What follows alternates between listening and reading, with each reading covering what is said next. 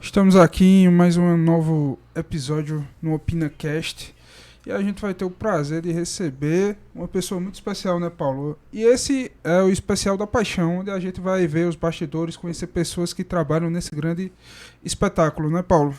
Pois é, rapaz, a gente já teve aí diversos programas, né? Quem vem acompanhando a gente desde a primeira edição, com atores, atrizes, novatos, né? E outros com mais experiência. E agora já na reta final, né? Estamos vivenciando já, né? Alguns já foram até assistir o espetáculo. A gente está vivenciando aí esses dias da Paixão de Cristo. E hoje, com muita honra, né, a gente está recebendo aqui no OpinaCast, a edição especial, o Robson Pacheco, né? Então, é uma honra, seja muito bem-vindo. É o grande diretor, a pessoa que organiza tudo. Muito bom receber você aqui. Obrigado, amigo, obrigado. Eu esqueci de perguntar seu nome, desculpa. Lucas. Lucas, obrigado, Lucas. É um prazer estar aqui com você, com o Paulo. A gente já conversa há muito tempo, né, Paulo? E é uma honra poder estar aqui com vocês para a gente debater um assunto tão importante para a nossa região, para a cultura, né, para o turismo do estado de Pernambuco. E um evento que tem uma história de mais de 50 anos, mostrando o lado positivo, cultural do nosso estado para o mundo todo. É uma data redonda, se não me engano, é 55 esse ano? 54 anos. 54 espetáculos. Isso. Mas não chega a ser 50. É porque não conta 54, de 68.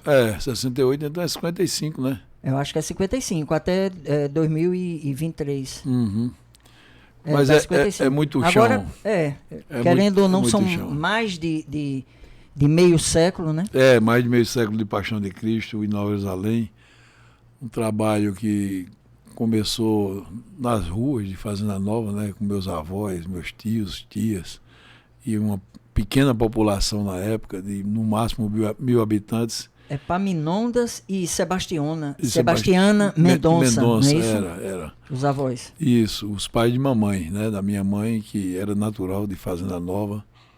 E tiveram essa ideia, né, que minha avó era muito ligada a teatro, a cultura, né, tinha já o filho Luiz Mendonça já fazia teatro em Recife, né, e tinha outras filhas também que trabalhavam como atrizes, né, a própria Diva Pacheco, minha mãe, adorava trabalhar, minha avó tinha esse sangue artístico, né, então esse trabalho do teatro, isso vem de muito antes da Paixão.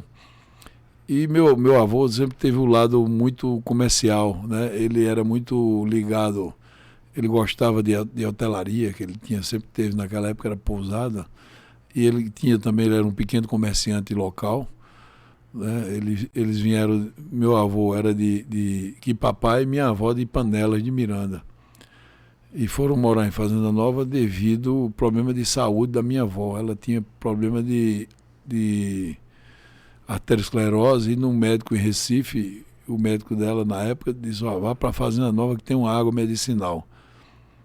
E um tio do meu avô tinha tido um problema de saúde, um tio ou irmão, acho que era irmão, tinha tido um problema de saúde e foi se tratar lá e tinha uma casa lá, né? E aí foi uma coisa foi puxando a outra, e meus avós estavam estabelecidos lá em Quipapá, venderam uma farmácia que tinha e se mudaram para a Fazenda Nova.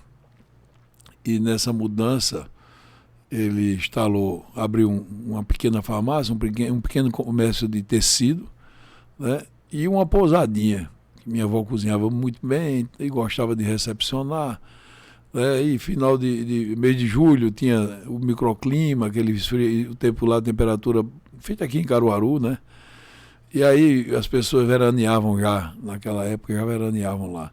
Com a paixão, com essa ideia dele, aí ele foi vendo que precisava de um espetáculo, um atrativo durante a Semana Santa, porque em outras épocas do ano já tinha, Natal tinha o pastoril que minha avó montava, 7 de setembro tinha uma peça com Dom Pedro, sabe? E mês de julho elas montavam alguma coisa ligada a Nossa Senhora Santana, né, que é a festa de Santana. Então, isso foi evoluindo ao ponto de chegar uma revista na casa do meu avô, uma revista chamada Cruzeiro, que dentro dela um encarte chamado Fonfon, né? Eu cheguei a conhecer essa revista. Quando ele abriu aquele encarte, estava lá a Paixão de Cristo na Alemanha, no Oberammergau, né? E ele viu aquilo e começou já a sonhar com algumas possibilidades, né? Visão, né? E aí comentou com a esposa que estava do lado, né? Só conversa com o Lourinho, que é Luiz Mendonça. Escrever um texto sobre Paixão de Cristo, fazer aqui. A gente já faz tanta coisa, por que não faz a Paixão de Cristo aqui? E como ideia feita umbigo, todo mundo tem, né? Aí ela pegou, anotou essa ideia. Quando o tio Lourinho voltou lá para visitar os pais, né, 1 mês depois, 2 meses depois, ela foi e abordou aquela ideia. Né? E nessa, bateram um papo e tio Lourinho gostou da ideia e começou a desenvolver o texto. Ele com um colega dele na época, ele trabalhava na Secretaria da Fazenda, lá em Recife, e um colega chamado Osíris Caldas, que era um teatrólogo também, escrevia teatro, peça, morava em Gravatá, a família dele. Escreveram a primeira peça, chamava-se O Drama do Calvário. E aí levaram essa ideia lá para a Fazenda Nova, meu avô aprovou a ideia, e junto com o filho e os outros filhos, né, e filhas, e genros e noras, aí montaram o primeiro espetáculo em 1951. Um espetáculo bem mambembe, bem improvisado, mas foi feito. Né? O primeiro, geralmente, tudo no início é muito difícil. E eles conseguiram. 3 anos depois, era, em Brejo na mesmo, rua, na vila de Fazenda Nova, né? Aquela vilazinha do lado do teatro, era naquela vila. Né? As Pedras da Fonte era o cenário do Sermão, do Calvário. Né? A casa que meu avô morava, que era o Hotel Familiar, tem lá uma sacada até hoje, era o cenário de Caifás. Né? O Grande Hotel, já existiu o Grande Hotel, a parte do antigo Grande Hotel, tinha lá uma área, a recepção funcionava como o Palácio Fórum Romano. Né? A Casa da Pedra, que está lá até hoje, funcionava a Via Sacra. Quer dizer, muita coisa que... O cenário já aproveitava da própria cidade. Da cidade para poder vila. baratear o custo, né? Que não tinha patrocínio, não tinha receita, não tinha nada. Então, 3 anos depois, Luiz Mendonça, tio Lourinho, levou, convidado dele, 2 pessoas muito importantes para esse espetáculo. Que foi Otávio Catanho, que está vivo até hoje, que depois interpretou Pilatos na Nova Jerusalém, né? Mas na época ele era um centurião e ele tinha um movimento de teatro de lá do Arruda, ali como é o nome, tem um nomezinho ali, aquela região ali por trás do campo do Arruda tem um nome. Aflitos? Não, por trás do Arruda tem um nomezinho lá, e ele tinha um grupo de teatro lá. Aí, por isso que tio Lourinho chamou ele, porque ele já levou com ele algumas pessoas, alguns jovens que faziam teatro. Experiência já na área. Aí levou também Vitor Moreira. Né? Vitor Moreira, que faleceu há 2 anos atrás, foi o grande amigo de tio Lourinho, depois ficou um grande amigo da minha mãe e do meu pai. E foi ele um dos maiores incentivadores intelectuais do projeto. Porque ele era dentista, né? Mas ele era também um autodidata em arquitetura, em história, sabe? Lia muito. E ele ele tinha muita visão de estrutura, de cenografia. Então foi dele a primeira perspectiva desenhada à mão, da ideia da planta baixa do teatro, da cidade de teatro.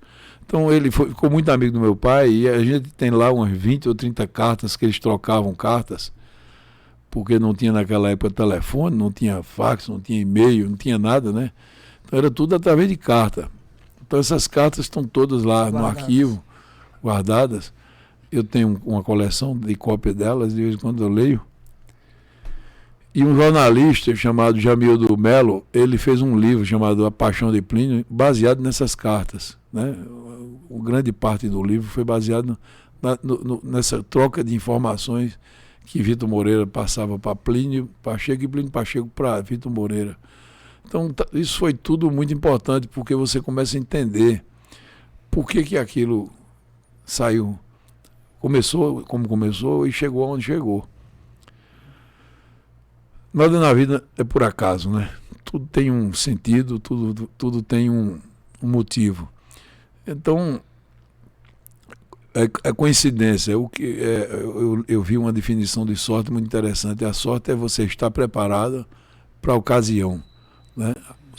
As coisas acontecem. Se você está preparado, quando soma isso, torna-se a sorte. A gente tem mania de denominar. Então, a Nós Lei, a história dela, é mais ou menos uma coisa de muita sorte. São pessoas preparadas, né? Estavam preparadas intelectualmente, né? Alguns, cada um com seu ideal diferente, mas elas estavam preparadas e aí chegou a oportunidade. E cada um fez a sua parte, cada um deu a sua colaboração, cada um fez o que gostava de fazer, né? E deu no que deu. Aquele projeto que está ali hoje, que a gente... Muitas vezes as pessoas não entendem, né? Como é que o cara veio lá do Rio Grande do Sul, ficou baseado ali no interior, naquele tempo não tinha estrada, não tinha energia, não tinha telefone, não tinha nada. Tinha 1000 pessoas isoladas ali. E fazer o que foi feito, né?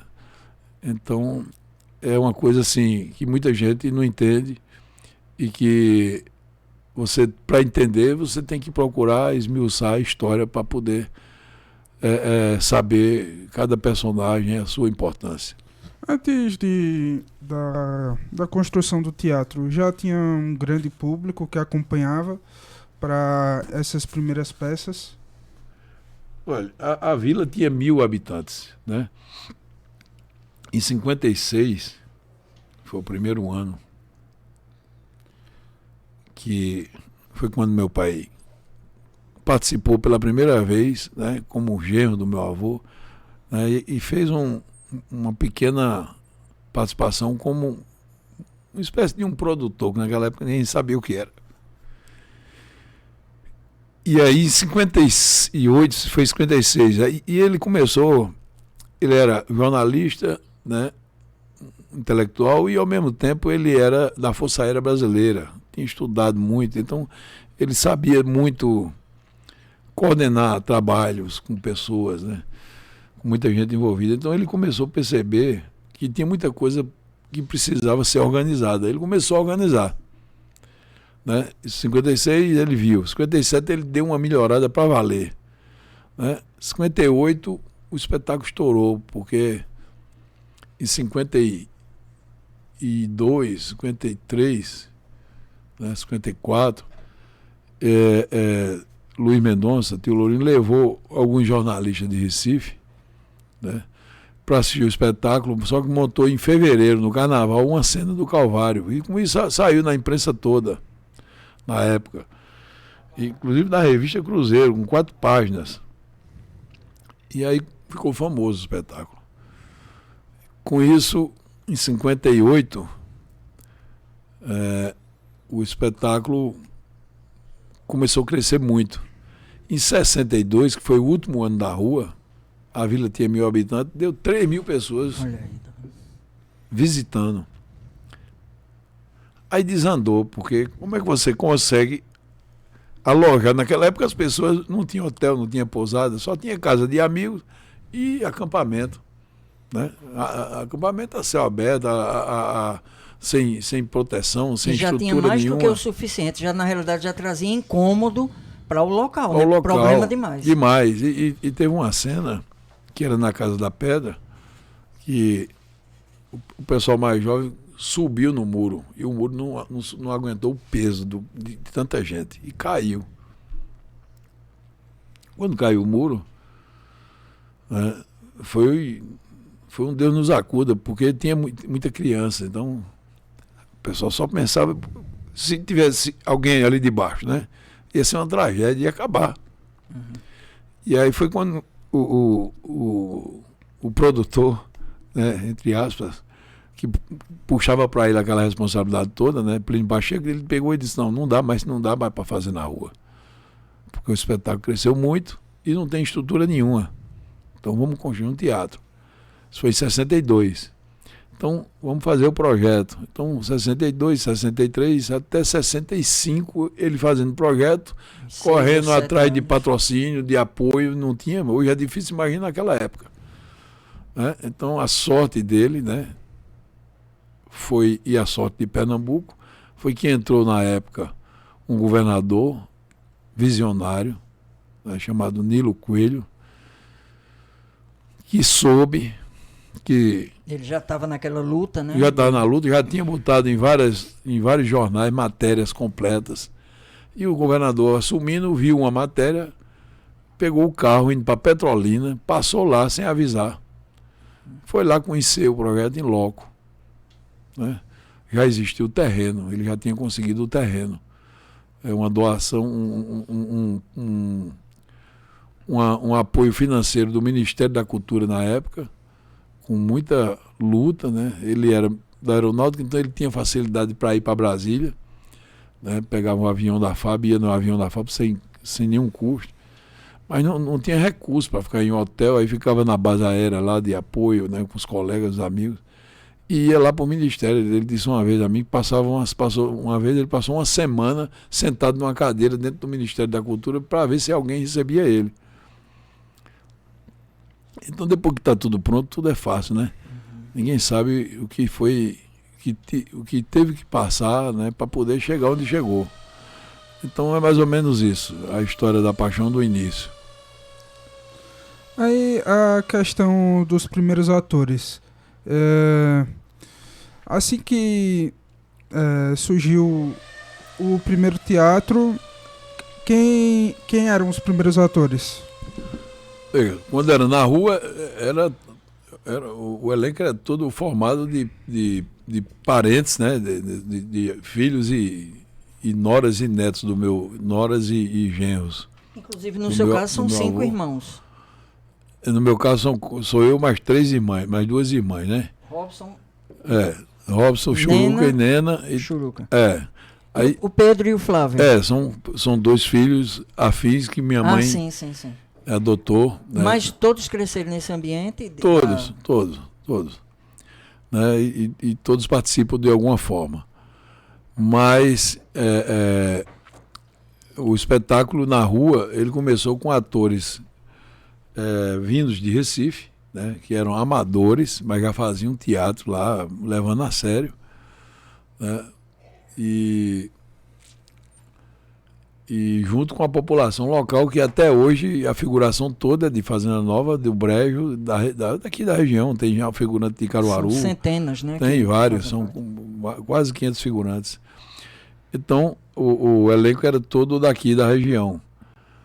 Com o tempo, foi se profissionalizando, os atores que não eram profissionais foram sendo substituídos por atores profissionais do Recife e daqui de Caruaru também.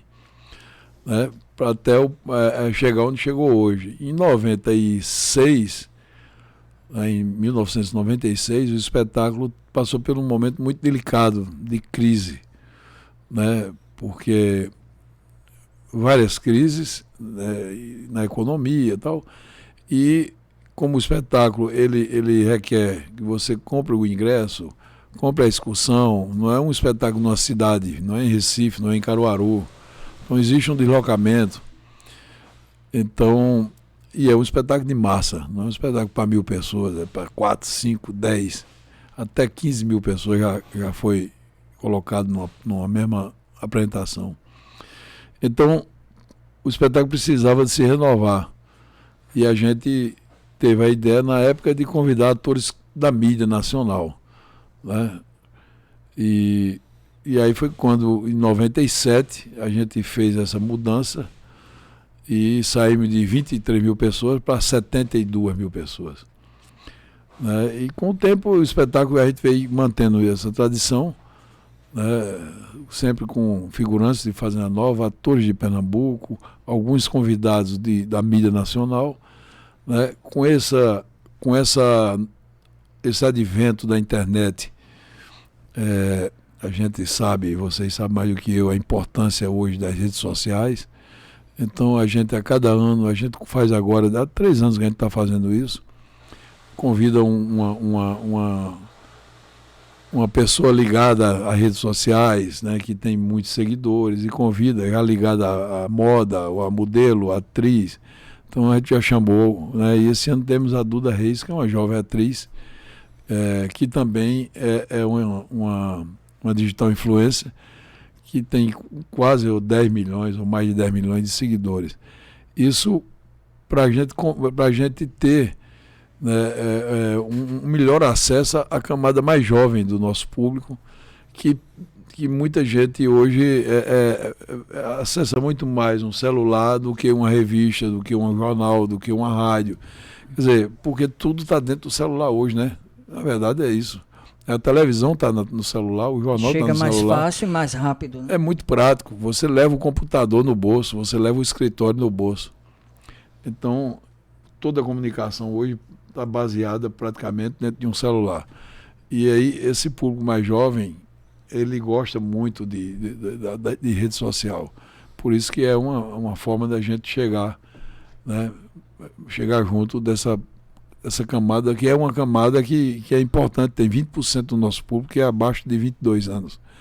A maior camada, o maior público nosso é entre 42 até 68 anos, que dá quase 60%, 56%. Então, a gente tenta trabalhar esse público, assim, segmentando, sabe, a mídia nele, para poder chegar, porque é um espetáculo que só quem sabe o que é A Paixão de Cristo é quem já assistiu. Você sabe, Paulo, o que eu estou falando, acho que você já assistiu. Já. Então, muita gente não assistiu. Então, a gente só tem ideia do que é a paixão vivenciando, né? Estando lá. Por mais que a gente mostre na televisão, né, que você mostra num vídeo, na internet, você olha, acha bonito, mas lá, né, você sentiu o vento na cara, o cheiro do querosene queimando, né, daqueles achotes ao ar livre, né, o espetáculo, aquela multidão caminhando. Tudo bem organizado, como a gente sempre costumou fazer, porque aquilo é um trabalho de mais de 50 anos. Então a gente foi desenvolvendo, né, formas, técnicas, né, planos, né, planejamentos. Então tem tudo muito, muito bem coordenado para poder o espetáculo ter aquela dinâmica que ele tem. E geralmente como é que funciona a questão... Hoje em dia o personagem sempre, o mais famoso é Jesus. Como é que ocasiona a escolha do ator para vivenciar? A gente tem alguns pré-requisitos. A primeira coisa é o biotipo, né? Você tem que ter um ator que tenha alguma afinidade com a personagem. Então, a gente parte, primeira coisa, do biotipo. Depois da qualidade da interpretação de cada um, né? Depois vem a disponibilidade do ator, porque muita gente quer vir, a gente quer que venha, mas não tem agenda, né? E aí tem que ter um pouco da vontade do ator também, sabe? Muita gente quer vir, mas coincide com outros trabalhos, com outros... Está gravando ou produzindo algum... Produzindo, um contrato com cinema. Cinema exige muita disponibilidade, né? Você tem que ficar ali muito exclusivo. Às vezes não pode sair do eixo Rio-São Paulo. Mas a gente começa pelo biotipo. Depois do biotipo, a qualidade do ator, da atriz, né? A qualidade de interpretação, né? A voz, né? Porque o espetáculo é dublado. Se você não tiver uma voz que tenha força, fica difícil, porque tem plateia que você fica a quase 100 metros de distância do palco. Então, se você não tiver uma boa entonação de voz, se você não tiver uma boa inflexão de interpretação, isso vai perdendo força, o personagem vai perdendo força. Então, isso tudo é analisado, tudo é estudado, para que a gente chegue naquele ator para aquele determinado personagem. E a gente tem conseguido, graças a Deus, a gente tem conseguido a cada ano fazer, não é uma coisa simples, mas tem sido, a cada ano a gente tem melhorado, porque isso a gente começou em 96, né? Essa ideia. 97 a gente fez a primeira vez. Foi o período pós-Pimentel também, Foi. Depois de tanto tempo consolidado, mas ao mesmo tempo cansando. Isso. Era interessante uma nova... Uma renovação, né? Ele ficou quanto tempo, o Pimentel? Acho que isso ajuda 22 muito. anos. 22 anos como Jesus. Né? E o espetáculo precisava, nas pesquisas a gente identificava que o público cobrava, né? O espetáculo precisa renovar, o espetáculo precisa voltar a ter um público acima de 40, 50 mil pessoas, porque ele nasceu assim, né? Ele é um espetáculo grande, né? A gente chama espetáculo de massa, né? Massa de grandes plateias, e a Paixão é um evento que ele é muito respeitado no mundo inteiro por causa disso. Você pega no Guinness Book, está lá o espetáculo da Paixão de Cristo, o maior teatro ao vivo do mundo. Permanece. Não é? Está lá. Se você não tiver dentro do teatro, o maior teatro do mundo, uma grande plateia, ele não consegue ter o respaldo que tem que ter. Né? Tem que ter, uma coisa tem que puxar a outra. Né? Aquela frase de Milton Nascimento, né? O artista tem que estar onde o povo está. E a questão do preparo, os bastidores, como é que funcionam os bastidores? Qual o período de preparação? Geralmente, quando acaba uma Paixão, já começa o preparo para a próxima? Pois é, a Paixão, a gente acaba ela um mês depois, a gente fecha tudo, né? A parte toda de pós-produção, um mês depois do último dia da temporada, aí a gente dá uma liberada, todo mundo, uma descansada até o final de junho, que passa o São João, que é uma festa, né, muito, muito importante na nossa região aqui, Caruaru e toda a região. Aí depois do São João, a gente foca um pouco na pousada, que a gente tem a pousada lá dentro do teatro. E a pousada tem os seus pacotes temáticos. Então a gente tem um pacote de pré-São João, de São João, de pós-São João. Aí depois vem a cavalgada, tem férias de julho, cavalgada, isso tudo é trabalho. Né? Aí a gente dá uma descansada da Paixão. Né? Quando acaba julho, começa agosto, a gente já começa a se voltar para a Paixão. Né? Até final de agosto a gente começa a fazer contatos com atores, com produtor, com o diretor do filme. Né? E em setembro já começa fazer convite, aí não dá certo em um, vai para outro, não dá certo em outro, vai para outro. Porque, como eu disse, tem que ter disponibilidade de agenda. E esse pessoal que a gente sempre convida é um pessoal geralmente muito requisitado, né, para televisão, para teatro, para cinema. Geralmente já são atores que já estão ou atrizes com uma certa visibilidade, né? É importante, tem que ter a visibilidade. Vão chamar a atenção do público também. Muito ator, muita atriz que quer vir fazer parte da Paixão. Ele faz muito sucesso no Sul, não faz no Nordeste. Então não adianta eu trazer um ator aqui que ninguém conheça, uma atriz que ninguém conheça. Então a gente tem alguns pré-requisitos que são muito importantes para a escolha, né? Para poder fazer o convite.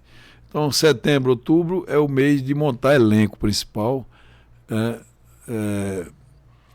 Quando a gente define o elenco principal, aí em outubro, até dia 15 de outubro, a gente senta, né, com o diretor dos filmes, que é Eduardo Morotó, que é um jovem ator, um jovem diretor de Frei Miguelinho, e daqui de Caruaru também, que eles consideram daqui.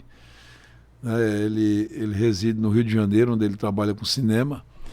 Mas ele vem para essa reunião até o dia 15, no máximo, dia 15 de outubro, a gente senta lá no escritório, faz uma avaliação do que foi feito o ano anterior, né? A temporada passada, faz ele vai anotando umas ideias, eu também, a gente hoje com o WhatsApp, a gente fica trocando ideia pelo WhatsApp, mês de agosto, setembro, e ele vai tendo as ideias dele lá e anotando, a gente aqui tendo a nossa e anotando, né? Somos eu, a Marina, minha filha, que trabalha na parte toda de figurino, essa parte toda de cenografia, né? É atriz também. Então, impressionante, que eu tinha até colocado aqui para perguntar ao senhor sobre a questão das semelhanças que tem da sua maneira de trabalhar com o pai, que é o Plínio, e ao mesmo tempo da Diva, todos os outros talentos e habilidades que ela tinha, que trabalhava com isso aí, né? Ela era atriz, era figurinista, artista plástica, além de escritora e também carnavalesca, até ganhou prêmios, né, com os desfiles. E eu digo, rapaz, é interessante como Robinho parece que puxou mais as qualidades do pai, mas na filha, aí ela já puxa a qualidade da avó, no caso dela, né? Que ela trabalha com figurinismo e é atriz também. Isso. E aí, como ela é arquiteta, né, de formação... Então, até nisso traz isso facilita, né? E ela tem feito um trabalho muito importante e interessante, lógico, com uma equipe maravilhosa que a gente tem, né, de grandes cenógrafos, né? Porque ninguém faz nada sozinho. Na realidade, você tem que estar bem assessorado, né? A gente trabalha hoje com cenografia, o que existe de melhor em Pernambuco, em teatro, em cinema.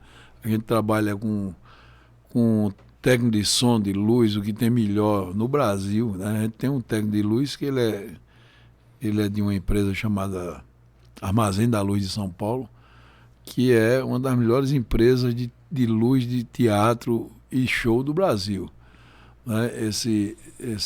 Essa pessoa, Cristiano, ele vem de São Paulo todo ano para cá, passa aqui quase 15 dias, 20 dias, chega antes da Paixão, antes da temporada, para poder afinar a luz toda, né? Traz o refletor, a gente aluga um caminhão de luz específica para teatro, né? Porque a tecnologia hoje ela é muito dinâmica. Se você comprar hoje um equipamento, para um ano, daqui a 2 anos ela é obsoleta.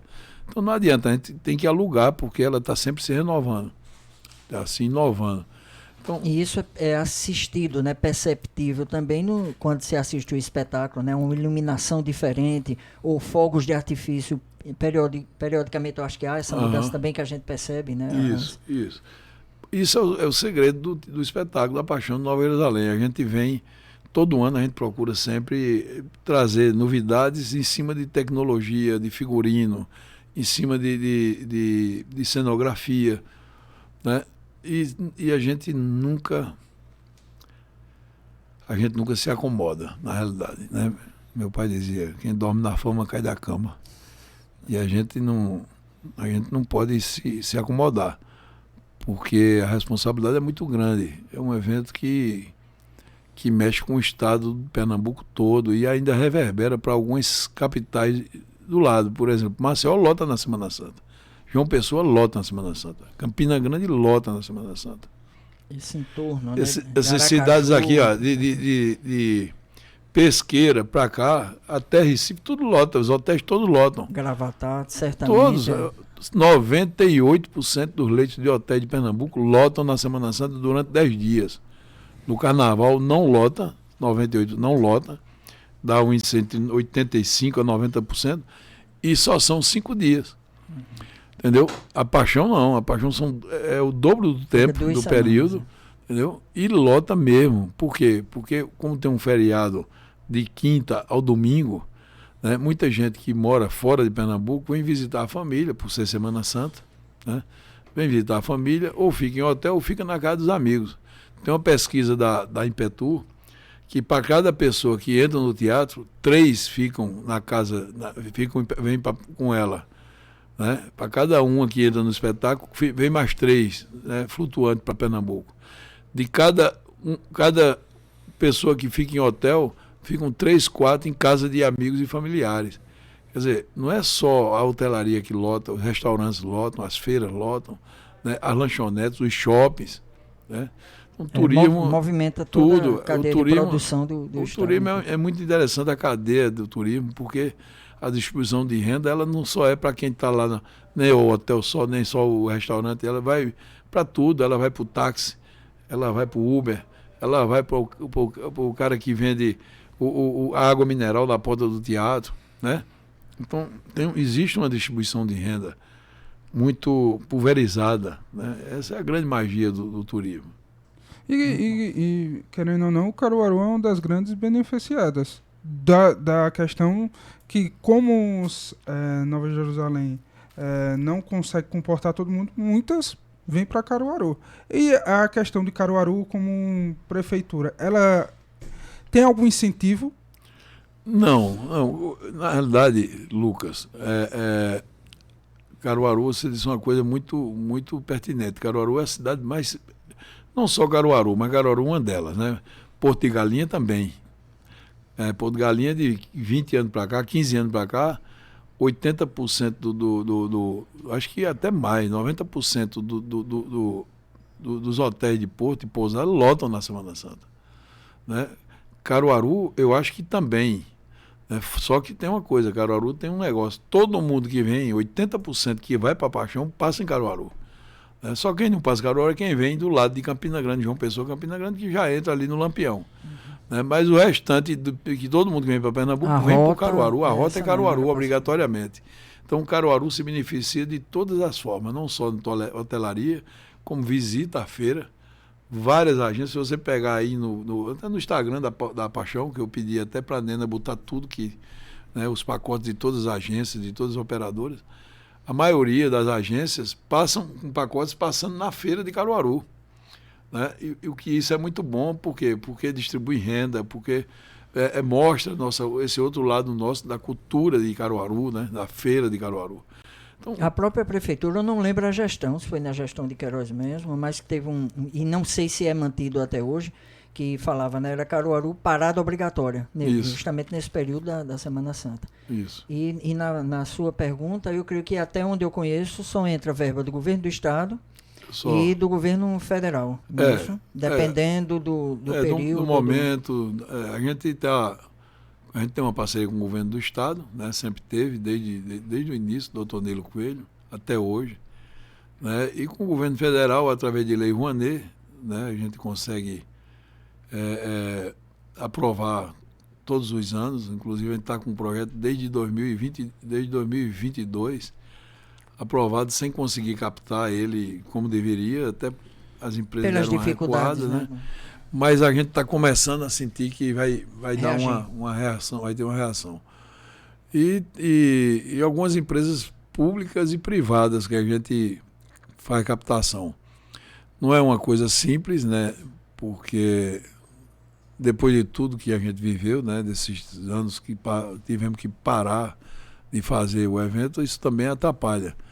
Mas a gente tem conseguido superar uma parte dessa dificuldade, porque o evento tem uma força muito grande, né? A Paixão é um evento que envolve muita gente, que envolve muitas parcerias, e é um evento que tem uma mídia que vai de Salvador até Belém, né? Com uma mídia maciça, né? Com uma força muito grande.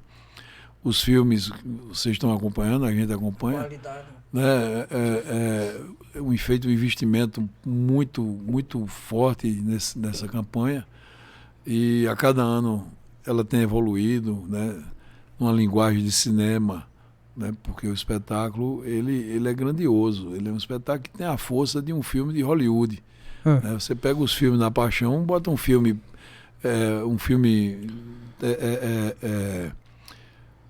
qualquer filme histórico, da história bíblica ou da história... Ben-Hur, que traga aquele visual, né? Dos soldados romanos, ou dos ambientes. Isso, ele não deixa nada a desejar, né? Então isso é motivo de alegria para a gente, porque a gente sabe do esforço que a gente faz para fazer isso se inovar a cada ano. E tem cenas, eu particularmente adoro os filmes publicitários, porque eu trabalho na área, então eu sei a dificuldade de se fazer e as cenas que são construídas realmente.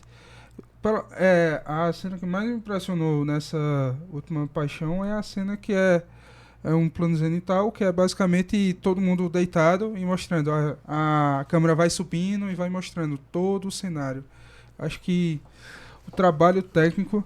E também eu já acompanhei bastidores da gravação, onde eu vi basicamente o equipamento de cinema. Isso. Várias pessoas trabalhando, corpo Isso. técnico grandioso, muito bem feito. Como é que funciona a questão do preparativo para os filmes publicitários? É mais ou menos naquele período que se senta com Eduardo Morotó. Isso. Aí nesse período já vai decidindo os atores e... Como é que entra a questão do diretor da cena, do teatro? Já começa nesse período ou é um pouco depois, para a montagem? É um pouco depois, porque é o seguinte, a gente separa bem as coisas, porque num trabalho daquele tamanho, se você não fracionar, atropela, né? Tem que ser uma coisa feita uma pizza, cada fatia no seu cantinho. Então a gente define o elenco.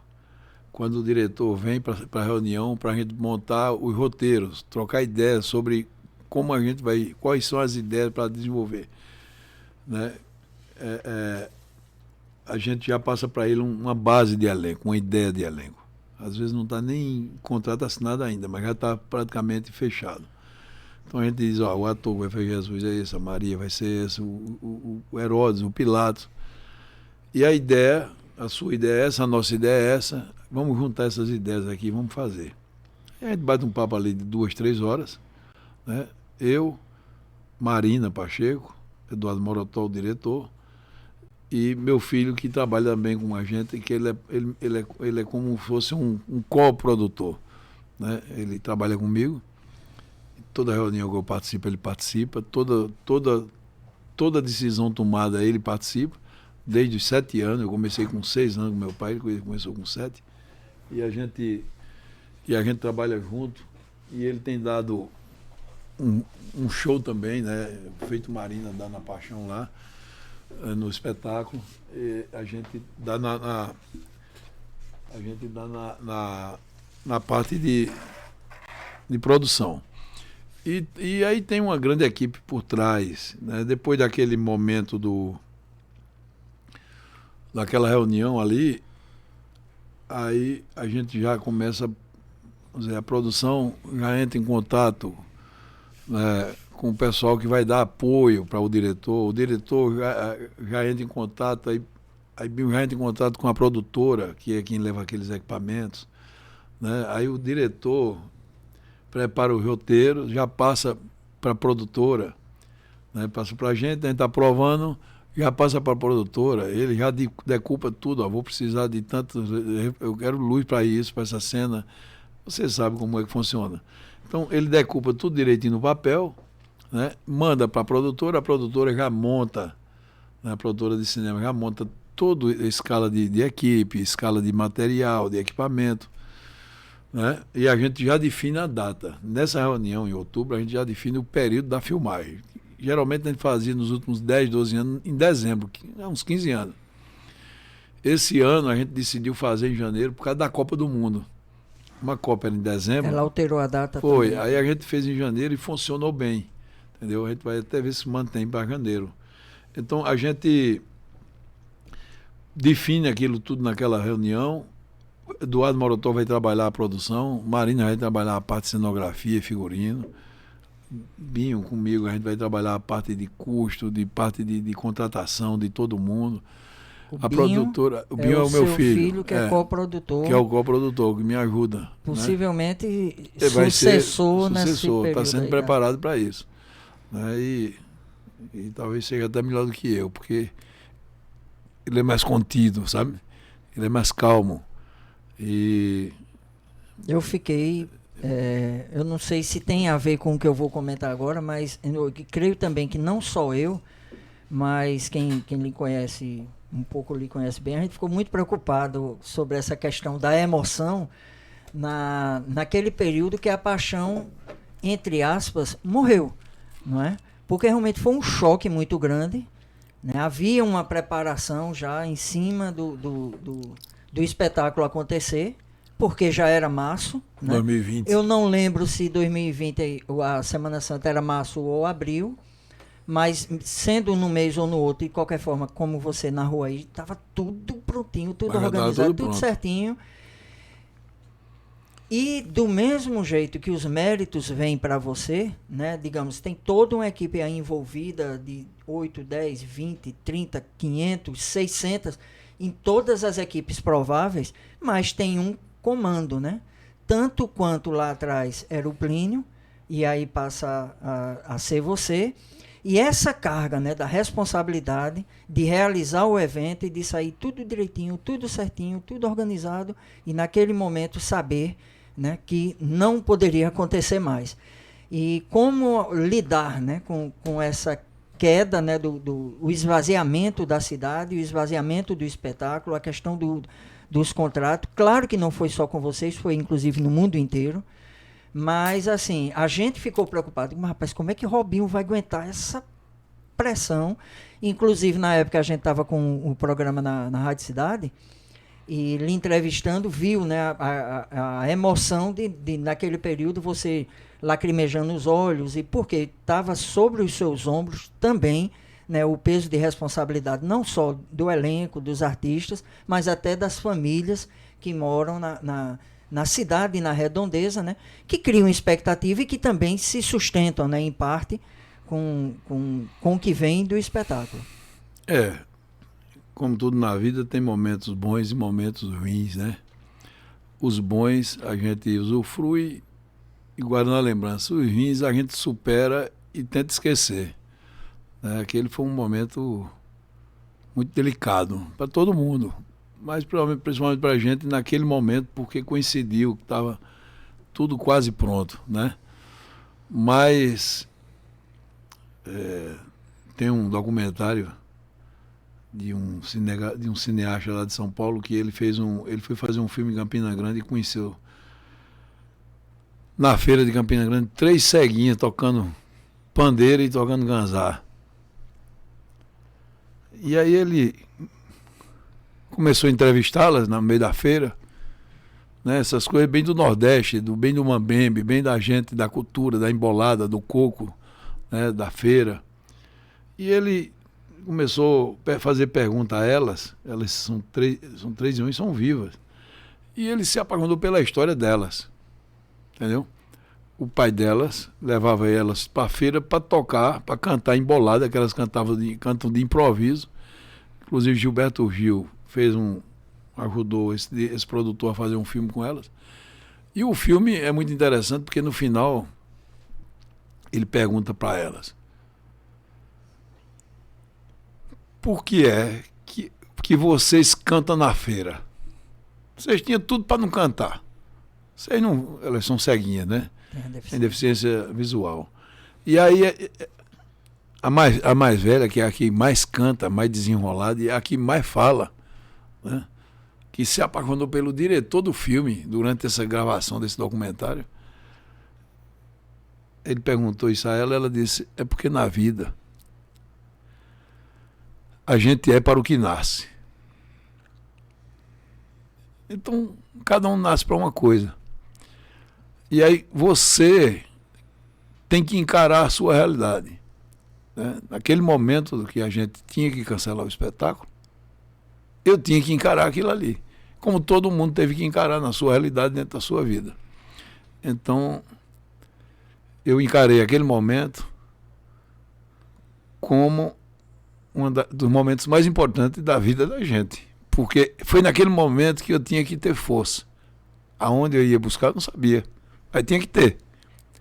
Porque não podia deixar aquilo que tinha sido feito com tanto esforço, né, e de repente deixar de existir.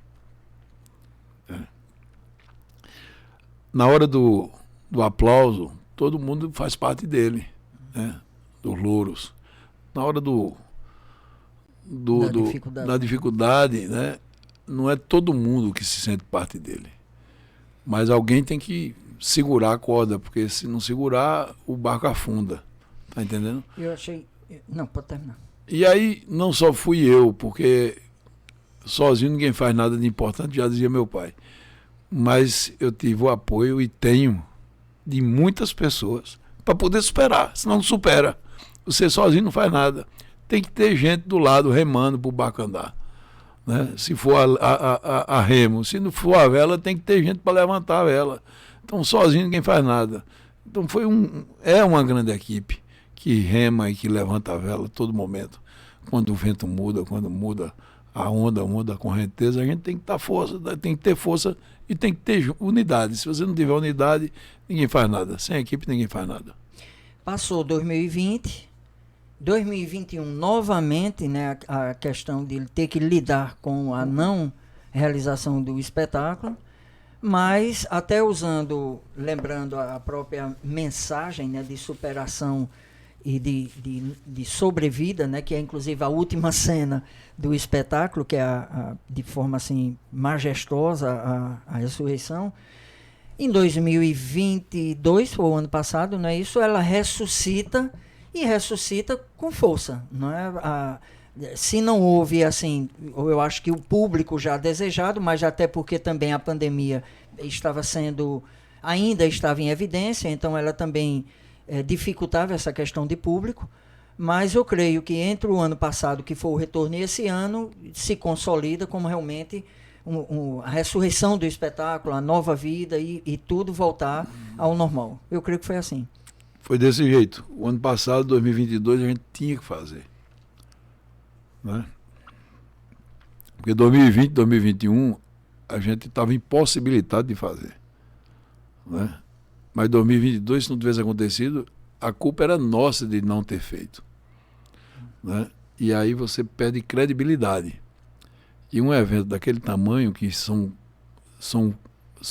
o evento ele é grande em tudo. Ele é grande no tamanho do teatro, ele é grande no tamanho do espetáculo, ele é grande nos custos. Se você não tiver receita de patrocínio, não tiver receita de ingresso, você não paga. Né? E a gente precisa ter... Isso envolve planejamento, ou seja, algo racional, sim, mas também muito de fé, né? Fé e coragem, né? Fé e coragem, porque a fé sem a coragem não é nada. Né? É feito... são os dois remos, né? Que se complementam. É feito a pessoa que é devoto do Padre Cícero e sai daqui de Caruaru para dentro do Juazeiro a pé. Tem que ter coragem de andar daqui para o Juazeiro. Mas é movido a fé. Né? Se você... Uma coisa puxa a outra. Né? A fé e a coragem. Então a gente fez 2022 com a fé e a coragem. Porque a gente sabia que se a gente não conseguisse chegar lá no Juazeiro, que era o espetáculo, talvez a gente, no meio do caminho, a gente não conseguisse fazer 2023, como a gente vai fazer, e que já é sucesso. Entendeu?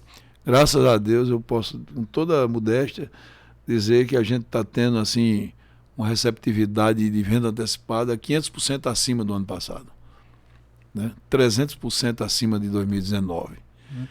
Então, isso tudo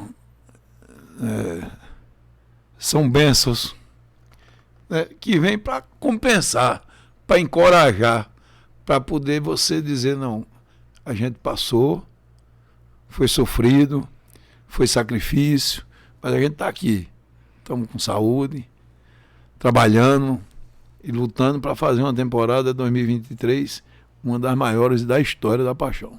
Eu acho que esse era o momento agora da gente caminhando para a reta final, não é isso? Entrar mais no espetáculo. Inclusive, a gente esqueceu de no início lembrar você para curtir, né? Para dar o seu like, para compartilhar, mas ainda é tempo, né? Compartilha que outras pessoas vão poder assistir também esse OpinaCast de hoje.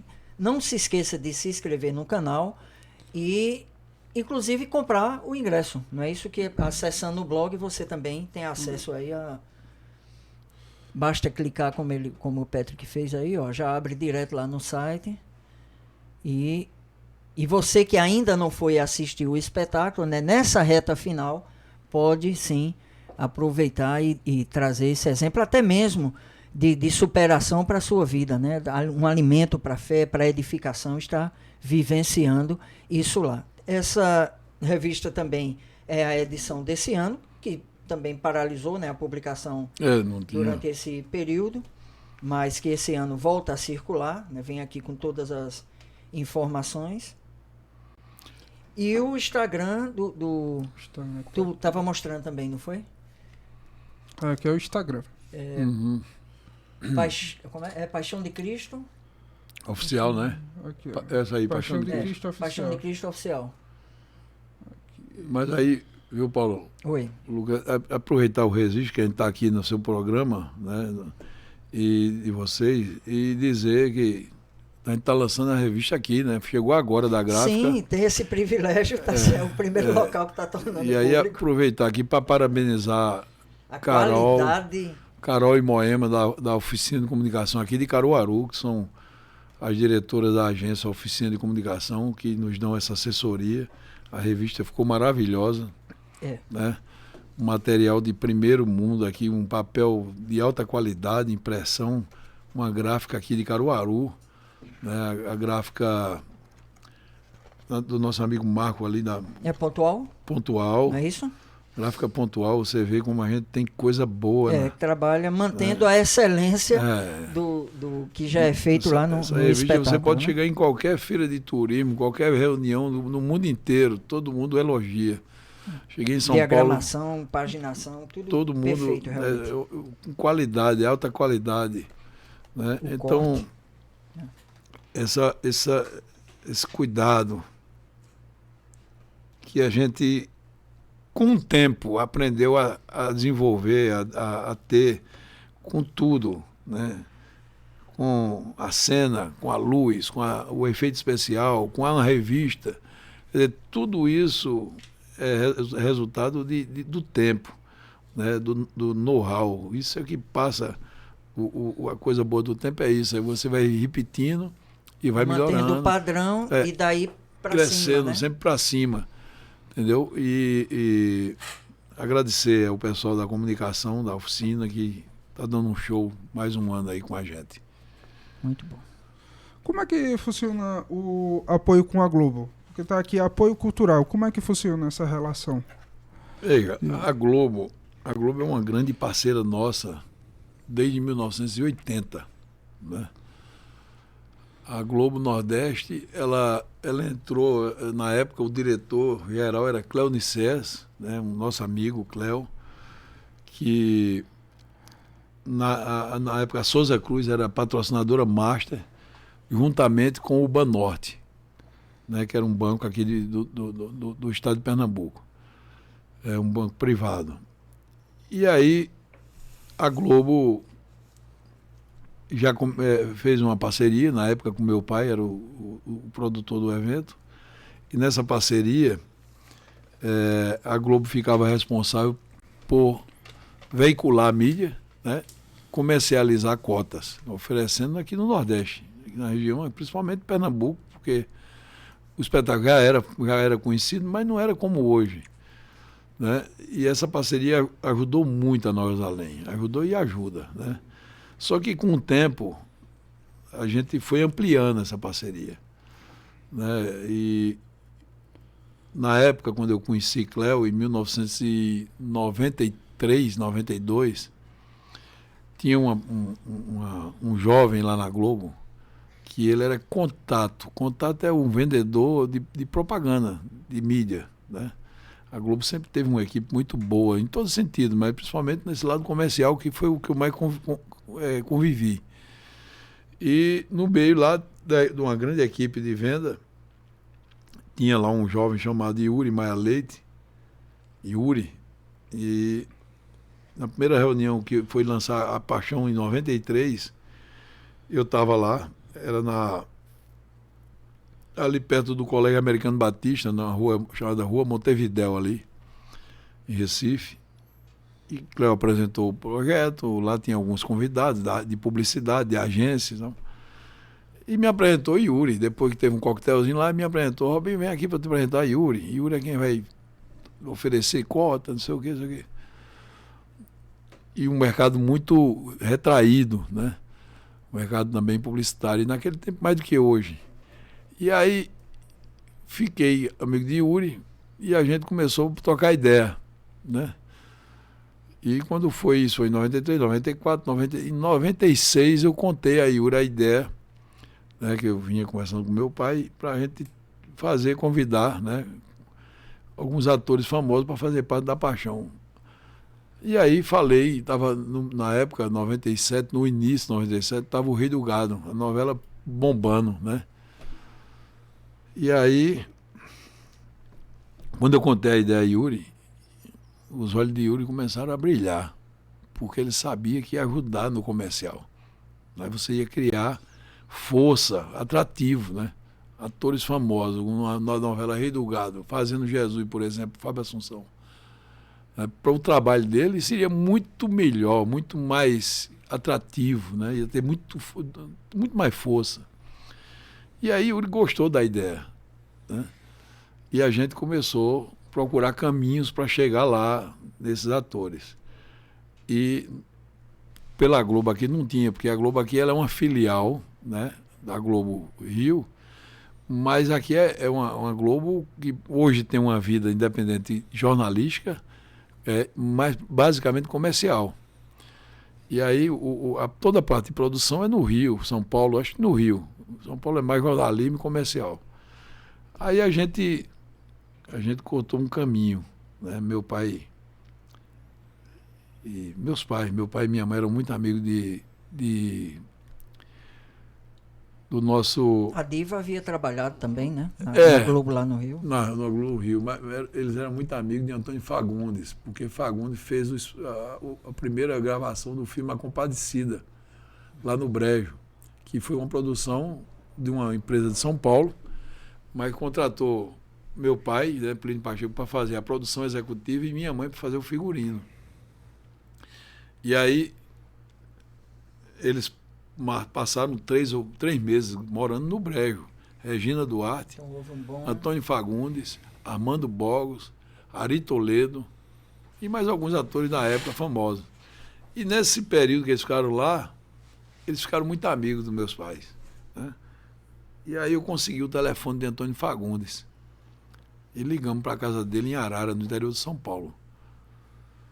Né? Liguei, né? Faziam 35 anos que papai não falava com ele. Que coisa. Aí papai disse, ligue para ele que ele atende. Pode ligar que ele atende. Aí eu dizia, pai, ele não atende não. 35 anos, Fagundes então no auge lembra. da fama. Rapaz, dizia, eu conheço Fagundes, rapaz. Ligue que ele atende, ele retorna. Aí eu liguei um dia, me identifiquei, disse que era Plínio Pacheco, da Paixão de Cristo, nós além queria falar com ele. Aí a secretária dele disse, olha, ele terminou de almoçar, está dando descansada, e depois ele vai resolver ele tem 2 reuniões. Mas eu vou passar o recado. Com 10 minutos, a mulher liga lá para o escritório de novo. Diz, olha, seu Plínio está aí? Não, o papai já tinha saído do escritório. Ele, amanhã, de 11 horas da manhã, liga a seu Plínio, vai para aí, para o telefone que eu vou ligar para falar com o Fagundes. Fazer o retorno. No outro dia, 10 para 11, a gente já estava lá desde 10h30. O telefone tocou, era ele. Foi uma festa. Aí, vem para cá, vem para o Rio, eu estou no hotel tal, me espera lá tal dia, na próxima semana, na terça-feira, de 10 da noite, que é a hora que eu chego da Globo, da filmagem, umas 9, tomo um banho e desse a gente janta junto lá. E aí foi o que deu. E aí ele nos ajudou a montar esse elenco, né? O primeiro. Daí por diante aí foi com a gente, né? Ele deu a vara, a gente teve que ir pescar. Muito bom. Né? E aí? Difícil agora, hein? Chegar no finalzinho. Porque já bateu o horário, Paulo. Pois Já é. bateu. Basicamente eu vou deixar aqui para você livre para falar o que você quiser. Primeiro agradecer a você, a toda a produção aqui, toda a técnica, Casa a Cast, Lucas, né? a Casa Cast, a você, Paulo, a isso por me receber aqui, né, para falar sobre a Paixão de Cristo. Aproveitar para convidar todo mundo que está nos assistindo, que está nos ouvindo, para assistir a Paixão de Cristo 2023, de 1 a 8 de abril, no maior teatro do mundo, né, Nova Jerusalém. E dizer que a gente está preparando um espetáculo muito, muito bonito para apresentar, né? Ontem eu tive uma reunião lá no escritório com Marina e com Binho, com meu filho, e a gente conversando sobre o que a gente pode melhorar para o espetáculo. A gente está hoje é dia 6, a gente ainda tem aí, sei lá, 24 dias, né? E 24 noites, porque a gente trabalha de dia e de noite quando a gente quer, né? Aí eu disse a ela, olha, qual a possibilidade da gente fazer aí daqui até a Paixão, uma pequena revolução na parte do figurino? Ela disse, pai, se quiser a gente faz, começa hoje. Porque a pesquisa já existe, ela tem lá um monte de desenho já feito, que ela passa o ano desenhando, todo momento que ela tem livre, ela vai pesquisar que ela gosta. Eu disse, então prepara aí no mínimo 30 figurinos novos dos personagens principais. Olha aí, surpresa já. Então ela já voltou para Recife ontem mesmo, foi de manhã. Já foi providenciar tecido, comprar material de bijuteria, aquelas coisas de roupa para embelezar a roupa. E já vem na segunda-feira da próxima semana com todo esse material, uma equipe já está lá trabalhando para a gente fazer um incremento melhor na parte de figurino, né? Parte de luz, já está chegando quarta-feira, amanhã, quinta-feira, já chega um caminhão lá de São Paulo carregado de refletores modernos. Amanhã chega uma carreta de equipamento de som, tudo digital, né? Então a gente não descansa não, a gente faz as coisas com muita dedicação. Tudo na vida tem importância quando você passa a dar importância. Então se você foca, acontece cada dia melhor do que o de ontem. O seu maior inimigo é você mesmo, o maior concorrente seu é você. Não existe inimigo para quem faz as coisas com amor. O concorrente é você. Você foi bom hoje, foi quanto? De 1 a 10, não foi 7, amanhã eu vou fazer 8. Sabe? Porque é você que sabe a sua limitação, é você que sabe o seu sono, o seu cansaço, a sua disposição, né? Quando você está meio desanimado, se anime, porque a gente tem que agradecer a Deus por estar vivo, por ter vida, por estar aqui conversando. Entendeu? Isso tudo é motivo para alegria. Então a gente tem que estar motivado. Começa por a gente a motivação. Como é que você motiva o terceiro se você não está motivado? Então é você que tem que se motivar, né? Então eu sempre trabalho partindo dessa máxima. A gente tem que ter dentro da gente, o sonho faz parte, mas a coragem tem que vir junto. Você tem que levantar e dizer, hoje eu vou fazer isso e vou fazer. E fazer. É o segredo disso aqui. A paixão só existe por causa disso. Porque lá atrás, um sonhador disse, eu vou fazer, e fez. E contaminou com essa, no bom sentido, com essa bactéria, no bom sentido, sabe, da paixão pela arte, pela cultura, né? Contaminou uma multidão, né? Uma legião, né? de sonhadores. E deu na Paixão de Cristo, na Nós Além, que está lá. Um patrimônio do Brasil, de Pernambuco, né? Para todo mundo ver e aplaudir. Muito bom, né? E é com essas grandes palavras que a gente vai terminar o programa de hoje. Agradecendo o apoio da Casa Cast e até a próxima.